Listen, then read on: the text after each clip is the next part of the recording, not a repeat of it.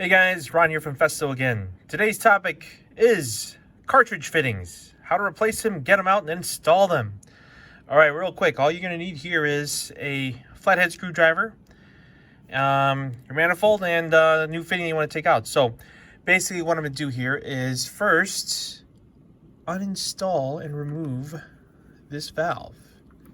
So you notice here you got screws, 2 screws for each valve. They're staggered, but you're going to want to do one on each side to be able to get the valve out. So it is the same for the 10 millimeter, the 14 millimeter, and the 20 millimeter size MPA valves. Now that I've got them loosened, all you got to do is lift out the valve as such. And you got to be careful that this little gasket does not come out. It does just kind of float in there, so it may have a tendency to stick to the sub base. But basically now, if you see, I've got this little tab in the middle, this little metal tab. So what I'm going to do here is there's a little slot here for me to stick the flathead screwdriver in. So I'm going to take that metal tab and pry it out as such. Take a little bit of wiggling through, and look at that, comes right out. Poof. It's exactly what it's going to look like.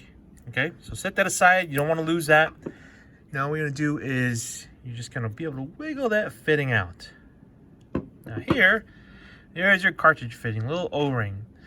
Now one thing you want to do, take note of, is that if you've got a new one you're going to be installing from stock, there should be a little bit of lubrication there. But if there isn't, you might want to apply some kind of silicone and stuff in there to be able to slide in, because if you don't, just like with any other O-ring, if you force it in there, you might rip the O-ring. So basically, you're just going to take it. I say I'm going to pull this from a bag of new fittings, stick it into that hole. You see there's like some seat features in there.